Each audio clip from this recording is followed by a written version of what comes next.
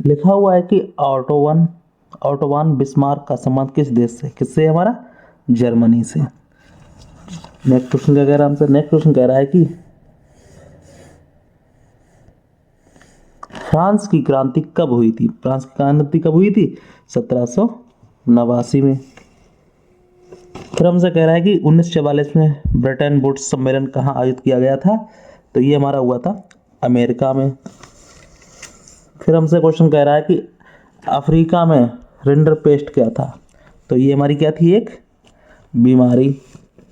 फिर कह रहा है कि हिंद स्वराज पुस्तक के लेखक कौन है, हिंद स्वराज पुस्तक के लेखक कौन है, कौन हुई है, महात्मा गांधी।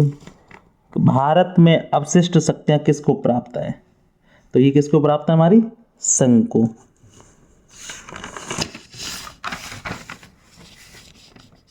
निम्नलिखित में से कौन लोकतंत्र से संबंधित है, तो इसका ऑप्शन होगा हमारा, देखो वैध शासन भी है, पारदर्शी शासन है, उत्तरदायी शासन है, ये तीनों किस में आते हैं, ये सभी। तो डी वाला ऑप्शन बिल्कुल हमारा सही हो जाएगा। कह रहा है कि निम्नलिखित में से कौन सा विषय संघ सूची में है, तो विषय सूची हमारा संघ सूची किस में है, हमारा प्रतिरक्षा सूची में।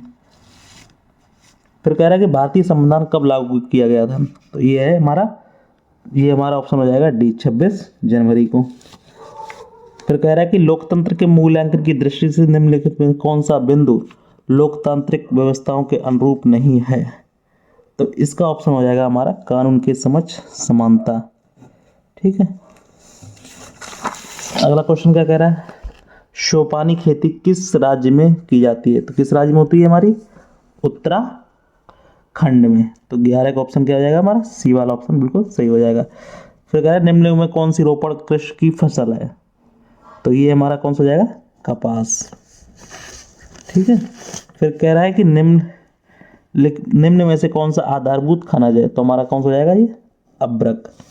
निम्न में गैर परंपरागत ऊर्जा का साधन है, तो गैर परंपरागत कौन सा ऊर्जा का साधन हो जाएगा हमारा, ये डी वाला ऑप्शन, सौर ऊर्जा। भारत में कौन सा नगर को इलेक्ट्रॉनिक उद्योग की राजधानी कहा गया है, किसको कहा है, बेंगलुरु को। फिर कह रहा है भारत में परिवहन का प्रमुख साधन क्या है, हमारा सड़क परिवहन, ये वाला ऑप्शन बिल्कुल सही है, ए।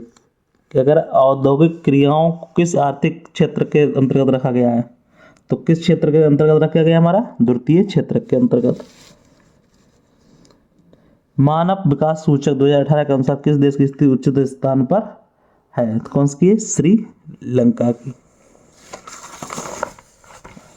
राष्ट्रीय उपभोक्ता दिवस कब मनाया जाता है, तो राष्ट्रीय उपभोक्ता दिवस कब मनाया जाता है, 24 दिसंबर को। बहुराष्ट्रीय कंपनियों द्वारा निवेश का सबसे सामान्य मार्ग है, तो ये हमारा ऑप्शन कौन सा हो जाएगा, ये बी वाला, स्थानीय कंपनियों को खरीदना। तो इस तरह से ऑप्शन हो गए। फिर मिलते हैं नेक्स्ट में, तब तक